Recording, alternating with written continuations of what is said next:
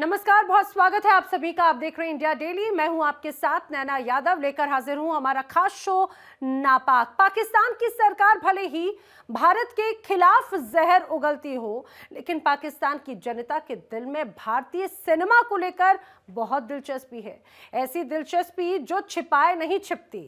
भारतीय सिनेमा को लेकर पाकिस्तान में इतना क्रेज है, ये देखकर खुद पाकिस्तान के सियासी गलियारों की हलचल बताती है।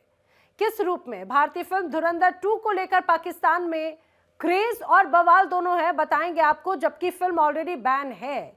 दूसरी तरफ अफगानिस्तान के साथ जंग में पाकिस्तान हारती हुई नजर आ रही है। अफगानिस्तान की तैयारियां और हमलों के आगे पाकिस्तान की शाहबाज सरकार और मुनीर की सेना सरेंडर करती दिख रही है। किस रूप में, यह भी जानेंगे आगे आप विस्तार से।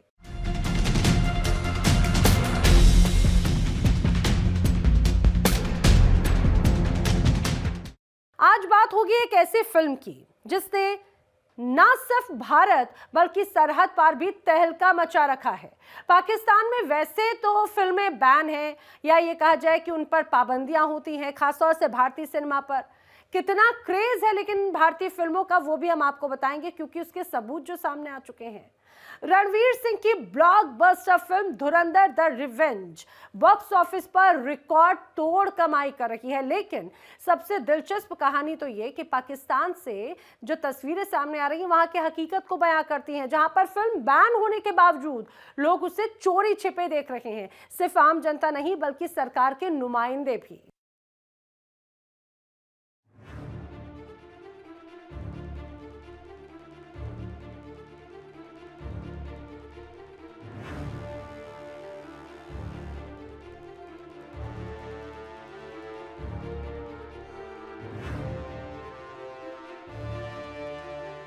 भारत की फिल्म धुरंधर 2 को लेकर हर तरफ चर्चाएं हैं। पाकिस्तान की सरकार भले ही भारत के खिलाफ जहर उगलती हो, लेकिन पाकिस्तान की आवाम अब भी भारत को भूल नहीं पा रही। भारत में चल रही फिल्में, गाने और सीरियल्स को लगातार पाकिस्तान में देखा जाता है। लोगों में भारतीय सिनेमा को लेकर के भी काफी क्रेज है। जितना पाकिस्तान की जनता भारत की फिल्मों से प्यार करती है, उतना ही वहां की शहबाज सरकार भारतीय सिनेमा पर बैन लगाने की कोशिश में रहती है।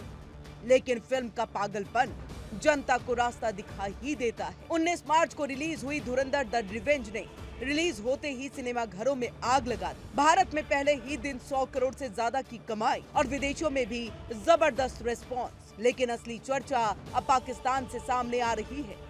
पाकिस्तान में भारतीय फिल्मों पर बैन है, फिर भी वहां के दर्शक इस फिल्म को देखने से खुद को रोक नहीं पा रहे। सूत्रों के मुताबिक फिल्म का पायरेटेड वर्जन रिलीज के कुछ ही घंटों में पाकिस्तान पहुंच गया और लोग इसे मोबाइल, लैपटॉप और होम थिएटर पर देख रहे हैं। सोशल मीडिया प्लेटफॉर्म एक्स पर वायरल हो रही तस्वीरों में देखा जा सकता है कि लोग अपने घरों में फिल्म का मजा ले रहे हैं। पत्रकार आदित्य राज कौल ने भी इस पर प्रतिक्रिया देते हुए कहा, दुख की बात है फिल्म का पायरेटेड वर्जन पाकिस्तान पहुंच गया, लेकिन ये भी साफ कि वहां के लोग भारतीय सिनेमा के बिना नहीं रह सकते।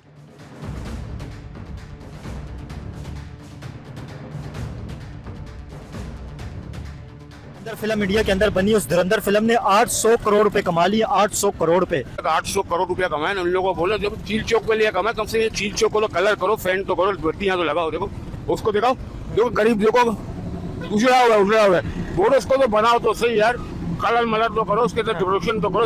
इसके लिए आप लोगों ने कमाए चील के जरिए। मसला ये समझा? नहीं मिलेगा इधर लियारी वालों को 1 रुपया नहीं मिलेगा, 1 रुपया भी नहीं मिलेगा। हाँ, ये जो अभी जो फिल्म बनाया है, ये जो है ना समझ से बाहर है। ये फिल्म कैसे बनाया है भाई? हाँ, ये नहीं, ये भी बहुत मुश्किल है। अभी आगे चल के पता नहीं क्या होगा।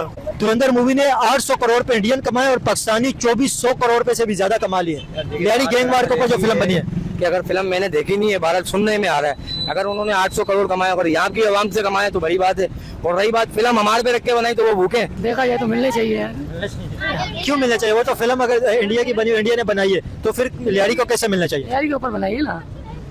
बनाई तो लियारी के ऊपर है, लेकिन पैसा तो सारा जो फिल्म के ओनर है आदित्य, उन्होंने खर्च किया है। फिल्म के ओनर ने खर्च किया, पैसा तो कमाई तो उनका हक बनता है ना। उन्होंने भी कमाया है, लेकिन ये यार अब जिस लियारी के ऊपर बनाया है, रहमान के नाम से कमा रहे तो लियारी वालों बोल हकीकत है। जिससे आप सही बोल रहे हैं। लियारी को कितना पैसा मिलना चाहिए उसमें से? मिलना चाहिए, बस आधा तो मिलना चाहिए। 200 करोड़ भी दे तो ये भी बहुत है गरीबों को। 200 करोड़? हाँ, ये इंडियन 800 करोड़ पे, पाकिस्तानी तो वो 2400 करोड़ से भी ज्यादा बनते हैं। बस क्या कहना है अभी। 200 करोड़ भी देंगे तो गरीब आदमी जो भी है इधर के जितने भी तमाम देख लो आप, सब गरीब है। लियारी के जितने भी तमाम है। 2400 करोड़ रुपए में से लियारी के लोगों का कितना हक है? 50 तो मिलना चाहिए। 50%? 50% तो मिलना चाहिए, क्योंकि यहाँ से मशहूर हुआ है ना। अभी उसने अपना ठीक है पैसा लगाया उसने, लेकिन यहाँ से वो मशहूर हुआ है ना, यहाँ से तो उसको सब कुछ मिले है।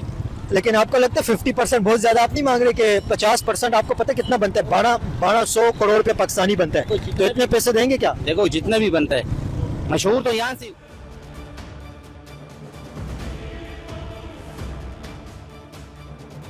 दिलचस्प बात यह है कि फिल्म की कहानी भारत पाक तनाव और आतंकवाद के खिलाफ एक्शन पर आधारित है। इसके बावजूद पाकिस्तान में दर्शक फिल्म को काफी पसंद कर रहे हैं।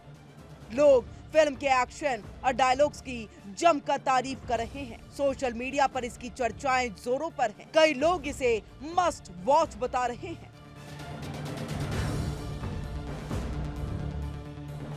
क्या समझते हैं इतने ज्यादा जो कमाई हो गई है लियारी गैंगवार के ऊपर फिल्म जो बनी है, क्या समझते हो लियारी को भी कुछ मिलना चाहिए उसमें से? लियारी मिलना चाहिए लियारी को, जब वो कमाया रहमान के नाम से कमा रहे तो लियारी वालों बोल हकीकत है, जिससे आप सही बोल रहे हैं। लियारी को कितना पैसा मिलना चाहिए उसमें से? मिलना चाहिए, बस आधा तो मिलना चाहिए। धुरंधर मूवी अभी जो चली है उसने 2400 करोड़ रुपए कमाए। 2400 करोड़ रुपए पाकिस्तानी कमा लिए, इंडियन 800 करोड़ रुपए कमाए। लोग कहते हैं लियारी के लोगों को भी हक है, लियारी के लोगों को भी मिलना चाहिए। आपको लगता है उसमें से कुछ लियारी के लोगों को मिलना चाहिए? देखो वो देगा उसका मेहरबान, नहीं देगा उसी ने कमाया, हम लोगों ने नहीं कमाया। हम लोग इधर ही मिले तो बहुत है। हम लोग क्या बोले या भाई, लियारी को ये लोगों ने एनवार किया है। लियारी ऐसा इलाके रहमान टिकट नहीं था, रहमान हक का ऊपर था, उसको मार दिया। जो न हक का ऊपर होगा ना उसको लियारी, रहमान सरदार था, लायक है सरदार का। पहले मेडिकल कॉलेज कितने बना ये रहमान ने बना रखा, कितने नहीं रखा। पंचायत का खिलाफ रहमान ने आज उठाया, कितने अभी कौन उठा रहा? अभी दिखाओ ना कोई आए। हम अभी डीबलोत में मजदूरी करके आया हूँ, कोई इधर नौकरियां नहीं मिलते। मैं तो तालीम नहीं है मुल्क के अंदर, खुद भी नहीं है। भाई नाम क्या, रोटी कपड़ा मकान क्या दिया है कोई? कपड़ कबर रोजगार दियो ना, कितने बार लियारी का किधर है? कितने बार लियारी का दिखाओ। अगर मूवी में से 2400 करोड़ रुपए में से अगर आपको कुछ मिल जाए, जो 2400 करोड़ रुपए कमाया मूवी ने, अगर 2400 करोड़ रुपए में से आपको अगर कुछ मिलना चाहिए, आपके समझ कितने पैसे लियारी के लिए मिलना चाहिए? मेरे भाई 2400 करोड़ इतना इंडिया ने कमाया ना, पाकिस्तान ने नहीं कमाया ना। हम लोग अगर वो दे भी देंगे तो मेहरबानी नहीं देगा, जबरदस्ती नहीं है। हमें कौन सा मिल जाएगा? हम लोग दे भी देंगे। रोजगार क्यों नहीं है? लियारी का नौकरी अंदर चीन में मिल रहा है, लियारी में नहीं मिल रहा है, क्यों वजह पे नहीं मिल रहा है? देना चाहिए ना। 500 नौकरी कितने का है? अरे बहुत बात है, नहीं कर रहा हूँ मैं भाई, खुदा के लिए लियारी को छोड़। अल्लाह हाफिज। ये तो बड़ा गुस्सा हो रहे हैं कि भाई कह रहे हैं लियारी को कुछ मिल नहीं रहा। खून जलेगा, वो गुस्सा होगा। अब यहाँ पर आप आए, एक से बढ़कर एक फुटबॉलर है। अगर यहाँ से एक टीम भेजी जाए तो जरूर ये कप लेकर आएंगे बाहर एशिया का, लेकिन भेजते नहीं हमारी आवाम की टीम को। नहीं तो आप आए कबूल पार्क में इन बच्चों को मैच खेलते हुए देखें, आप खुद बोलोगे वाकई स्पोर्टमैन है। अब यहाँ पर तो एक एक को चोर बना दिया। ये लियारी चोर कोई है? लियारी तो बहुत अच्छा इलाका है, यहाँ से मूवी बन रही है, यहाँ से फुटबॉलर आ रहा है, चांस तो दो लियारी को। आपको पता है धुरंधर ने कितने पैसे कमाए? नहीं, हमें तो कोई अंदाजा नहीं है। पाकिस्तानी 2400 करोड़ रुपए कमाए, 2400 करोड़ पे, और इंडियन 800 करोड़ पे। तो अब अंदाजा लगाओ कि कितना उसको वो हो रहा है। लेकिन मेरा ख्याल है देंगे तो 1 रुपया नहीं, ना लियारी को ना कराची को या पाकिस्तान को देंगे। अगर दे दे तो कितने पैसे मिलने चाहिए? अभी देखे फिल्म जिसने बनाई हक तो उसी का बनता है। फिल्म का खर्चा किया उसने, इन्वेस्ट किया, हक तो उसी का बनता है, आदित्य का बनता है जिन्होंने फिल्म बनाई है। आपको क्या लगता है लियारी के लोगों को कितने पैसे मिलने चाहिए? एक तो उन लोगों ने जो ना, एक तो ये चीज गलत किया है कि लियारी का जो है ना वो सामने लाया है। मेरा ख्याल से 80% लियारी को देना चाहिए इनको। 80%? हाँ, क्यों? वो तो फिल्में बनाते रहते हैं भाई, उनका तो यही काम है। एक फिल्म में से नहीं कमा लिया तो क्या हो गया, लेकिन ये है कि कम से कम लियारी तो सुधर जाएगा। 80% आपको पता है कितने पैसे बनते हैं? नहीं, एक कम से कम भी अगर आप देखें ना, एवरेज लगाए, अभी तो जो कमाई अभी तक रुकी नहीं है, अभी लगातार कमाई हो रही है। फिल्म अभी भी सिनेमा घरों पे लगी हुई है, स्क्रीनों के ऊपर अभी भी फिल्म है, लेकिन एस्टिमेट लगा ले तो 200 करोड़ पे बनते, 200 करोड़ 200 करोड़ पे मिलने चाहिए लियारी को। 200 करोड़ पे अगर लियारी पे लग जाए, लियारी का तो नक्शा ही तब्दील हो जाएगा। हाँ, यही तो मैं भी कहना चाह रहा हूँ कि लियारी का नक्शा तो चेंज होना चाहिए। तो काफी कदीमी शहर है ये लियारी, कराची का, पाकिस्तान का। पूरे पाकिस्तान में मशहूर है लियारी, लेकिन यहाँ के हाल देखो आप, बहुत बुरे हालात हैं। आपको कितने % चांस लगता है कि आपको पैसे मिल जाएंगे? बहुत मुश्किल है, ये तो ऐसे ही हम लोग बोल रहे हैं, नहीं मिलेंगे। क्या क्यों देंगे भाई, क्या जरूरत है उनको? देखिए धुरंधर मूवी देखी आपने? जी देखिए। धुरंधर मूवी ने आपको पता है 2400 करोड़ रुपए कमा लिए। आपको कुछ मिलना चाहिए उसमें से, लियारी के लोगों के लिए कुछ मिलना चाहिए फंड। सर जी ये जो है ना फिल्म को लियारी के अंदर और पूरे कराची के अंदर और पूरे वर्ल्ड के अंदर ये फिल्म को बैन करना चाहिए। ये फिल्म का मकसद है कि लियारी के हालात को खराब करना और लियारी के माशरे को खराब करना और लियारी को बदनाम करना। ये तो लियारी को बदनाम कर रहे हैं। अब देखिए लियारी में अच्छा कारोबार हो रहा है और सब कुछ अच्छा हो रहा है और ये फिल्म की वजह से बहुत से इशू आ रहे हैं लियारी में, बहुत से इशू आ रहे हैं सर।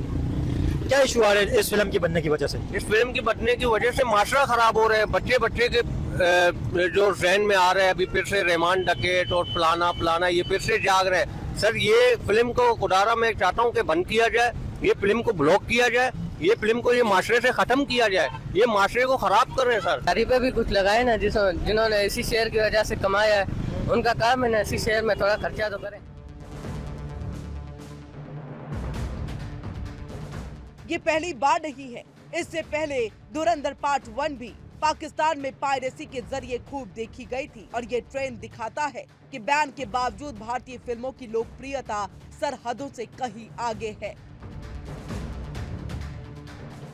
देखो फिल्म की जिंदगी में जो चौधरी असलम को दिखाया गया है कि वो बहुत बेहतरीन मतलब एक निडर बहादुर सिपाही थे, बिल्कुल ऐसे नहीं है।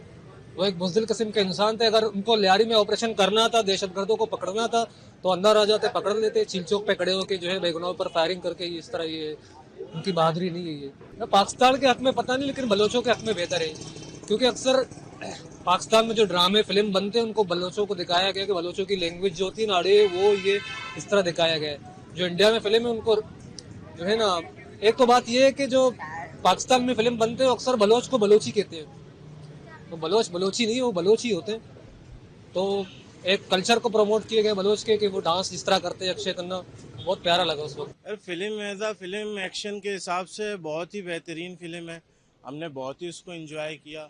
आप एज अ एक्शन उसको कह सकते हो कि अभी तक की जितनी फिल्में जो लास्ट जैसे एनिमल चली थी उसके मुकाबले में इसको बहुत प्रमोट किया गया। रहमान डकैत का जो रोल अक्षय खन्ना ने किया तो उन्होंने रोल तो बहुत ही बेहतरीन निभाया है।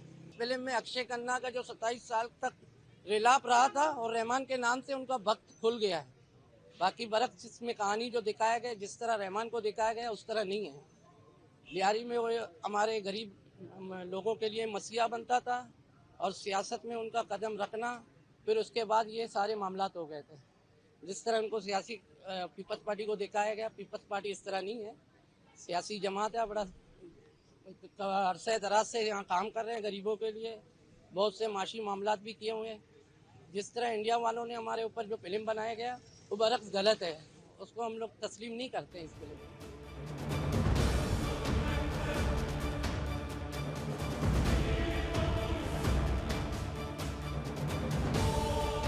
जहां एक तरफ भारत में धुरंधर द रिवेंज रिकॉर्ड तोड़ रही है, तो वहीं पाकिस्तान में इसका क्रेज ये साबित कर रहा है कि सिनेमा की कोई सीमा नहीं होती। बैन के बावजूद लोग इस फिल्म को देखने के लिए हर रास्ता अपना रहे हैं। तो साफ है, फिल्म भले ही सीमाओं में बंध जाए, लेकिन उसका जुनून नहीं। Bureau report, India daily.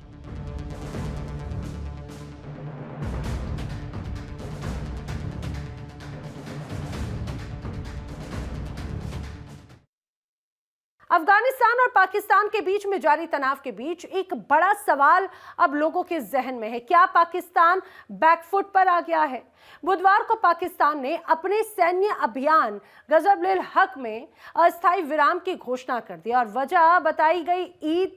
लेकिन क्या ये सच में त्योहार का सम्मान है या फिर रणनीतिक मजबूरी? क्योंकि जमीनी हकीकत तो कुछ और ही कहानी बयां कर रही है।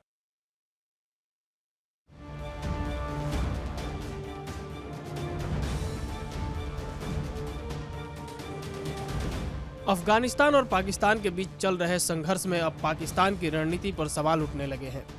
बुधवार को पाकिस्तान ने अपने सैन्य अभियान गजब-उल-हक में अस्थायी विराम की घोषणा की। पाकिस्तान का कहना है कि यह फैसला ईद उल फितर के मद्देनजर लिया गया है। लेकिन जानकार मान रहे हैं कि ज़मीनी हालात पाकिस्तान के लिए उतने आसान नहीं है। यह सिर्फ त्योहार की वजह नहीं है, पाकिस्तान को सामरिक और कूटनीतिक दबाव का सामना करना पड़ रहा है। सूत्रों के मुताबिक अफगानिस्तान की तरफ से कड़ी जवाबी कार्रवाई ने पाकिस्तान को बैकफुट पर ला दिया है। यही वजह है कि अब अस्थायी विराम को लेकर कई तरह की अटकलें लग रही है। वजह यह भी है कि पाकिस्तान को समझ आ गया है कि अफगानिस्तान मजबूत है और उसके सामने मुनीर की सेना फेल हो रही है।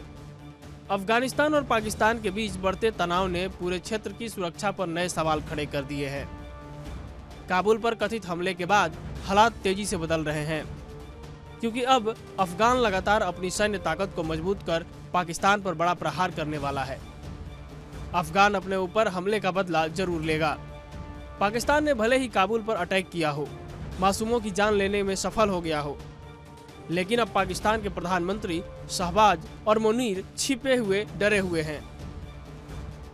अफगानिस्तान का क्या पता, वो लोग कहते हो कि इन्होंने कब हमें पनाह दी, कितना पास में इतनी दूर चले गए, और इंडिया जो है वो उनकी मदद करता ही जा रहा है। अभी पिछले दिनों ह्यूमैनिटेरियन एड के तौर पे मेडिसिन कभी भेजते हैं, कभी व्हील चेयर भेजते हैं। तो अफगानिस्तान हो सकता है ये सोच रहा हो कि हमारी मदद वो ज्यादा करे, अगर हमारी इकॉनमी स्ट्रांग हो, हम उनकी तरह मदद करें, तो हो सकता है हमारे साथ भी ताल्लुकात अच्छे हो जाए। अफगानिस्तान को इसके बता देता हूँ कि लालच बुरी बला होती है।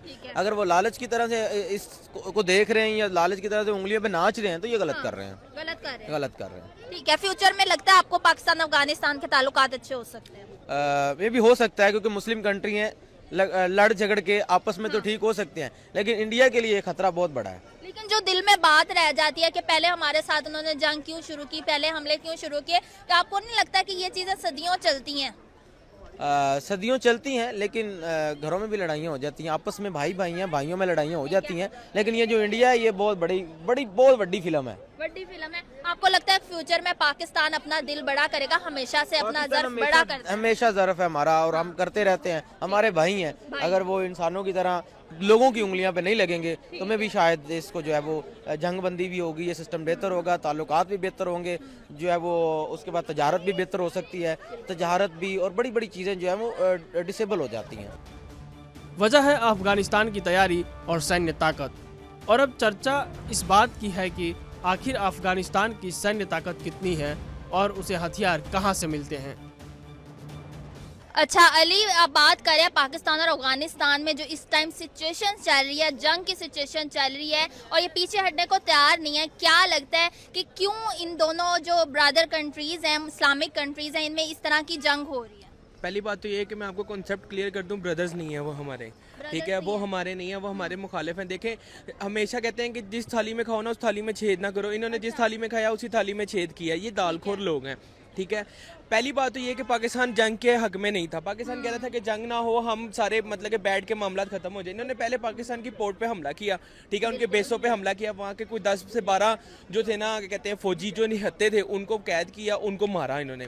फिर ये बाज नहीं आ रहे थे, फिर उन्होंने बम फाड़ा, ठीक है, जो मस्जिद में वो इमाम बारगाह में बम फटा था, जो कहते हैं बसंत के टाइम पे फटा था, वो इन्होंने हरकत करी, ठीक है। उसके बाद पाकिस्तान ने इनको 2 से 3 दफ़ा वॉर्न किया। जब ये वॉर्न नहीं हटे ना, इनको ये लग रहा था कि हम भी ये अपने आप को इंडिया समझ रहे हैं कि इंडिया का इनके पीछे बैठा हुआ है, तो ये समझ रहे हैं कि इंडिया को इन्होंने अबू बनाया हुआ आजकल, तो इंडिया के ऊपर ये तिड़ रहे हैं, ठीक है। हमला इन्होंने कर दिया, इनको ये नहीं पता था कि अब पाकिस्तान क्या करेगा। अब पाकिस्तान ने जब जवाबी हमले किए, अब इनकी बेस उड़ा दी, इनकी आधी जगहों पे कब्जा कर लिया, आधी जगहों पे जाके बैठ गए। अब ये कॉल्स कर रहे हैं कि भाई सुलह की तरफ आओ। अब ये कहते हैं कि भाई अगर आप लोगों के पास एयरफोर्स है, आप लोगों के पास जदीद असले हैं, तो हमारे पास खुद का बमबारी करने वाले लोग हैं, मतलब कि दहशतगर्द इन्हीं के पास से बनते हैं ना, सारा कुछ होता है ना। तो पाकिस्तान के जो मतलब कि अफगानिस्तान के जितने भी लोग हैं वो सारे दहशतगर्दी हुए ना। पाकिस्तान ने क्या कहा इनको? पाकिस्तान तो सर यही कहेगा ना, लेकिन आपको नहीं लगता कि अगर अगली तरफ से ना छेड़ा जाए तो फिर किसी को क्या जरूरत है आके हमले करने? देखिए, आप देखें ना कि आप भी अगर यहाँ से चल के जा रही हैं, जब तक आपको कोई छेड़ नहीं रहा, कोई तंग ही नहीं कर रहा, तो आप पागल थोड़ी ना कि आप किसी को कुछ कहेंगी। ठीक इसी तरह जब पाकिस्तान ने आपको पहली दफ़ा इन्होंने हरकत की, पाकिस्तान ने वॉर्न किया, फिर वॉर्न किया, फिर वॉर्न किया, फिर वॉर्न किया। इनको लग रहा था कि हम आज़ाद हो गए हैं। इनको ये नहीं पता कि इनको आज़ाद करवाने वाला भी पाकिस्तान है। अगर पाकिस्तान इनको आज़ाद करवा सकता है तो पाकिस्तान को दोबारा भाई दबा भी सकता है। अब आपको क्या लगता है कि अपनी तरफ से इन्होंने बात की कि हम एयर स्ट्राइक करेंगे? यार कौन सी एयर स्ट्राइक? तुम्हारे पास कोई जंगी तैयारे नहीं है, तुम्हारे पास कोई एयरबेस नहीं है, तुम्हारे पास कोई एयरपोर्ट नहीं है, तुम्हारे पास चीज़ें ही नहीं है, तो तुम कौन सी जो है ना एयर स्ट्राइक करोगे? बैठे हुए हैं, ठीक है, पागल लोग हैं, नान लगाने वाली कौम है, 2 टके के लोग हैं ये लोग। सारी ज़िंदगी पाकिस्तान ने इनको उंगली पकड़ के चलना सिखाया है और आज यही उसी पाकिस्तान के हमला कर रहे हैं, उसी पाकिस्तान के ऊपर जिसने इनके बुरे वक्त में इनका साथ दिया। इसके लिए थोड़ा पीछे जाना होगा। बात साल 2021 की है, जब अमेरिका और नाटो की सेना अफगानिस्तान से वापस लौटी तो पीछे छूट गया भारी भरकम हथियारों का जखीरा, और यही जखीरा आज तालिबान की ताकत का सबसे बड़ा आधार बन चुका है। इसके अलावा एक और अहम पहलू है गैर आधिकारिक हथियारों की सप्लाई। चीन, तुर्की और यहाँ तक कि पाकिस्तान में बने हथियार भी तालिबान के पास देखे गए हैं। अब जब पाकिस्तान और अफगानिस्तान के बीच हमले और जवाबी चेतावनियां बढ़ रही है, तो सवाल ये है कि क्या ये हथियार अफगानिस्तान को एक मजबूत सैन्य चुनौती बना सकते हैं? जहां पाकिस्तान के पास संगठित और आधुनिक सेना है, वहीं अफगानिस्तान की ताकत गुरिल्ला रणनीति और स्थानीय नियंत्रण में छिपी है। तो आपको क्या लगता है कि अगर अफगानिस्तान उसकी तरफ जाएगा तो इंडिया बेवकूफ़ नहीं है कि अपनी सारी जेट उनको दे देगा सारी, वो कहेगा भाई तेरी लड़ाई है तू लड़। अच्छा। अगर इंडिया बीच में आता तो आपको क्या लगता है कि भाई चाइना बैठी हुई चाइना नहीं आएगी, ठीक है, रशिया बैठा हुआ रशिया खिलाफ नहीं है उनके, ठीक है, अमेरिका तो वैसे ही उनके ऊपर कब्जा करने के लिए बैठा हुआ है तो वो नहीं आएगा। तो इनके हालात बहुत ज़्यादा ख़राब हो जाएंगे। इनको पता नहीं है ये पागल हुए हुए, पागल कौम है, नान लगाने वाली कौम है, सारी ज़िंदगी इन्होंने पैसा नहीं देखा, एकदम इनको आपने उठा के अच्छी जगहों पर बैठा दिया तो ये पागल हुए हैं बस, और कुछ नहीं। अब चपेड़े पड़ेंगी ना, अब इनको तो सीधे हो जाएंगे। चपेड़े पड़ेंगी? अभी चपेड़े और इनको और पड़ेगी जब इनके 4-5 बंदे उठा के ना वो चित्र परेड की जाएगी ना इनको। अभी हमारे आर्मी चीफ ने अपना नंबर बंद किया हुआ है कि फ़ोन ही ना कोई करे, अभी वो उड़ा देंगे सारा कुछ। अभी आप देखना थोड़े दिन तक वहाँ पे क्या हालात होते हैं। क्यों सर, ऐसे तो नहीं लग रहा कि गंदा हुआ है? अभी देखे पुतिन जो है वो इंडिया आ रहे हैं, कनाडा, जर्मनी, डिफरेंट कंट्रीज हैं वो इंडिया के विजिट कर रहे हैं। अभी हाल ही में फ्रांस के साथ इनकी डील हुई है। एफस्टीन फाइल्स की वजह से ताल्लुकात खराब होते नजर ही नहीं आ रहे। आएंगे, अभी आपको नजर आएंगे यार। किसी के मुल्क में आना एज अ कहते हैं कि आप कहते हैं आपके घर में भी गेस्ट आते होंगे, वो एज अ गेस्ट आ रहा, वो कोई मुतालबे करने नहीं आ रहे। और जो वो हमेशा टीवी पे दिखाया जाता है वो हमेशा सच नहीं होता। अच्छा। सच वही होता है जब आपके मामला ऐसे उनके साथ बिगड़े, जब इनके मामला जब वो इनके साथ बिगड़े हैं तब भी देखें आप। सर फ्यूचर आपको क्या नजर आ रहा है? पाकिस्तान और अफगानिस्तान में जो जंग चल रही है, अफगानिस्तान के पाकिस्तान के साथ रिलेशन और इंडिया के साथ रिलेशन, चाहे आप जो मर्जी कह लें कि हम भाई नहीं हैं, लेकिन एक टाइम पे इनको छोटे भाई बड़े भाई कहा जाता था क्योंकि ब्रदर कंट्रीज हैं। सर आप मेरे से फ्यूचर का पूछना चाह रही हैं कि ब्रदर छोटे भाई बड़े भाई का पूछना? छोटा भाई वापस आएगा कि नहीं? अगर उसको इस बार समझ आ जाएगी कि भाई उसके पीछे कोई नहीं खड़ा हुआ तो वो वाकई में आ जाएगा।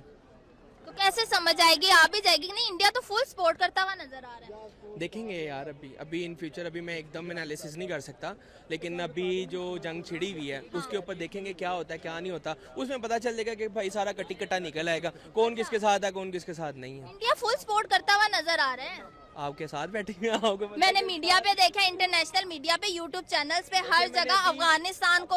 मैंने आपको यही बात बोली है कि देखें जो मीडिया पे नजर आता ना उसमें तो भाई मैं कह दूंगा कि यार हमारे साथ पूरी दुनिया खड़ी हुई है इस टाइम पे। मैंने मीडिया में देखा है। मजा तब आएगा जब इनके साथ दो टोक जब लड़ाई होती है ना, जब दो बंदों की आपसी लड़ाई हो रही हो ना, तो भाई तब आपको पता लगता है कि उसके पीछे कौन आने वाला है, उसके पीछे कौन आने वाला है। वो सारा निकला था, जिसने पहली दफा हमें वार कर दिया वही बात हो जाता है। ठीक है, अब आप बाद में कहते हैं यार मेरा फलाना मेरे पीछे मेरे वो आ रहे ने पिछले साई बैठे ने तानू आगे मार देंगे, नहीं ऐसे कुछ नहीं होता। मौके पे जो हो गया वो हो गया, पता चल जाएगा कट्टी कट्टा निकल आएगा। वेट एंड वॉच, देखें क्या होता है। काबुल से लेकर इस्लामाबाद तक बढ़ता तनाव सिर्फ दो देशों की लड़ाई नहीं, बल्कि पूरे क्षेत्र की स्थिरता के लिए खतरे की घंटी है। जो हर कंट्री है वो अपना इंटरेस्ट पहले देखता है। इंडिया इतनी बड़ी इकोनॉमी है, इंडिया को देखे तो वो उनको एड दे रहा है, चाहे वो मेडिसिन में हो चाहे वो दूसरी चीज़ों में हो। तो अफगानिस्तान तो अपने जो इंटरेस्ट है वो ही देखेगा ना। आपको मैं बताऊं, अफगानिस्तान जिधर भी चला जाए लेकिन एहसान मत भूलिएगा। अच्छा। पाकिस्तान ने एक एहसान किया, पनाह दी, बरसों से 50 साल तकरीबन यहाँ पे रहे अफगानी, और अब इन्होंने गरदारी की। पाकिस्तान के साथ हमसाया मुल्क है, उसके साथ गरदारी की, और मुस्लिम कंट्री है। मुसलमान आपस में भाई भाई होने चाहिए, जो कि इसको शायद इसके ऊपर अमल करते हुए नज़र नहीं देखा जा रहा। ठीक है, असल में अफगानिस्तान को पनाह देना पाकिस्तान की शायद वो एक अपनी अच्छाई थी, लेकिन मैं समझता हूँ कि वो एक बहुत बड़ा गलत कदम था। इन लोगों को जो है वो दुश्मन को अपने अंदर ये पालते रहे। अफगानियों ने यहाँ पे क्या किया, हमारी इकोनॉमी को तबाह किया। अफगानियों ने आके यहाँ पे हमारे कारोबार को तबाह किया, हमारे साथ यहाँ पे आके पाकिस्तान के अंदर फ्रॉड्स किए, स्कैम किए। अभी भी पाकिस्तान में बहुत ज़्यादा अफगानी मौजूद हैं, ठीक है, हुकूमत ने निकाले हैं, लेकिन अभी भी लुक छुप के कुछ ऐसे अफगानी हैं। आपने देखा होगा, नाज़रीन में थोड़ा सा टॉपिक को घुमाना चाहता हूँ कि आपने देखा होगा कि कोई भी पठान है, उससे पूछ लें आप पठान, उसने कहना जी जी हम पठान है। किधर के जी, बन्नू के पठान है।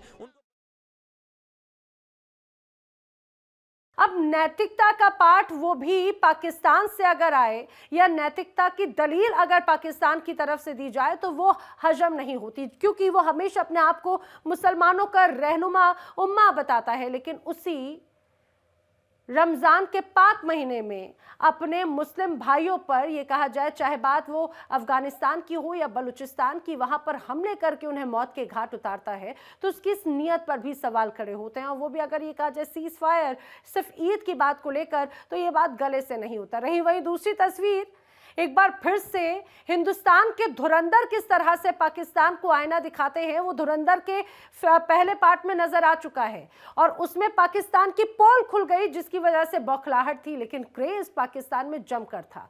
अब पाकिस्तानी भी बेचैन है कि आखिर दूसरे हिस्से में पाकिस्तान की कैसे बैंड बजा रहा है हिंदुस्तान, क्या तथ्य पेश किए गए हैं, और वो छुप छुप के देखने पर मजबूर है। आज नापाक में फिलहाल इतना ही, लेकिन इंडिया डेली पर खबरें आगे भी जारी हैं। देखिए इंडिया डेली 24/7 अब आपके स्मार्ट टीवी पर। इंडिया डेली मौजूद है सभी डिजिटल प्लेटफॉर्म पर लाइव और लगातार। इंडिया डेली 24/7 हर दिन राष्ट्र को समर्पित।